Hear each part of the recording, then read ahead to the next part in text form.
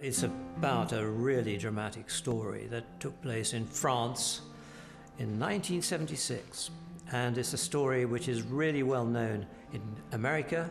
It's very well known, but has been suppressed in France and has not been told at all in the UK. It's about really an article that was placed in Time magazine by a guy called George Tabor, who attended this famous tasting, and he had the brilliant idea of saying this was the Judgement of Paris. And it was the judgment put together by Stephen Spurrier, an Englishman living in Paris on the right bank. I had a wine shop in the middle of Paris, which I had bought in 1971, and subsequently I took over the place next door and opened a wine school, l'Académie du Vin, which was the first private wine school in France. We became a center point for California, visiting California vintners, and for American wine writers like Alexis Bespalov and Robert Finnegan. And so I began to be exposed to California wine, and I was astounded on the quality of particularly the Chardonnays and the Cabernet Sauvignons. And so my partner in the wine school was an American girl called Patricia Gallagher, and she had some vacation in September '75, and I said, look, Patricia, go to California, check it out, and if you think the wines is really as good as the wines we've been shown, we'll hold a tasting.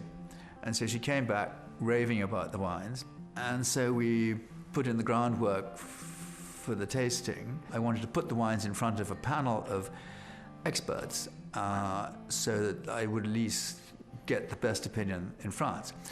And so we had Pierre Tarry, who's Chateau Giscard in Bordeaux, Aubert de Verlaine, de Mandela Romanée-Conti in Burgundy, Jean-Claude Vrignard, the restaurant Taille-Levant, Raymond Oliver, the restaurant Le Grand Vrai Fort, Odette Kahn, the owner of the Rue de Vin de France. So our panel of 9 people was totally impeccable.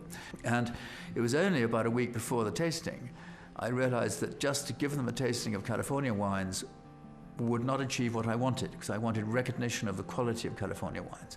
And so my conclusion was, even though in the best will of the world they would have liked to appreciate the California wines, they would have known that California is somewhere north of Mexico, and they would have treated these California wines rather like something from southern Spain.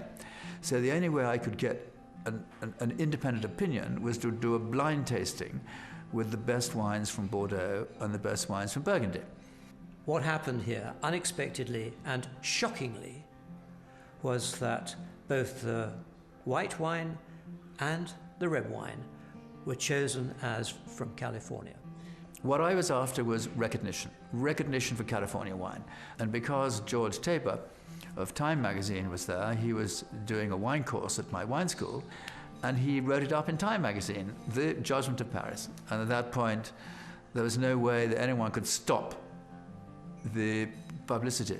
So the publicity began, and it was the first chink in the wall of French supremacy in wine. It was a shock, and there was a movie made called Bottle Shock, which is a double entendre. It certainly caused a riot in Paris, and Le Monde had precious little to say to it. There was another repeat tasting, because when it was discovered that the French wines had come quite a long way down the list, a number of comments were made. One of them was, well, of course, wines from California mature earlier than those from France. Try it in 10, 20, 30 years' time. And 30 years later, well, in fact, in 10 years and 30 years later, Mr. Spurrier decided he would do it again. And I was at that tasting in 2006. The very same wine from Stag's Leap actually came top of the list, to everyone's amazement.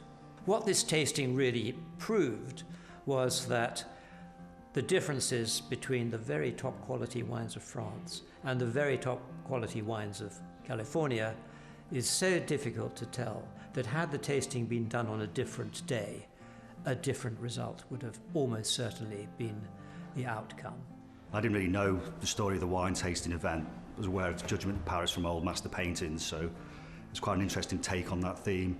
And it sounded interesting, but I loved the way that Sir Peter told the story. He had a real sort of tempered passion about it. You could see that he was really involved. And that kind of triggered my imagination.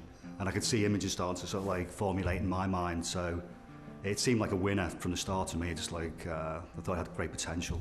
I mean, the idea of the supposed underdog sort of like taking on and beating a sort of long-established champion sounds like a great story in itself. But the fact that there was so much personal interest from Sir Peter Michael and having his own vineyard out in California, it just had a great story. So every day I was in the studio, took a photograph, so you can see it on this video from when it's a blank canvas to how it is now.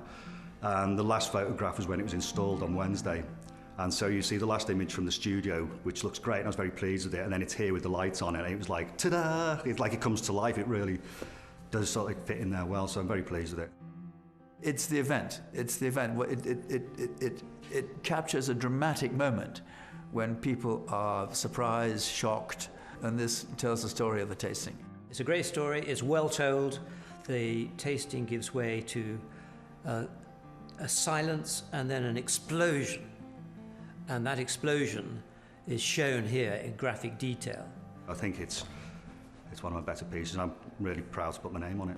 First thing you see coming into this entrance hall is this picture behind me, but you see it from some 15 or 20 meters away, and as you open the vista, it then opens up as this extraordinary picture that Gary Myatt has crafted, and he's produced, I think, an absolute masterpiece.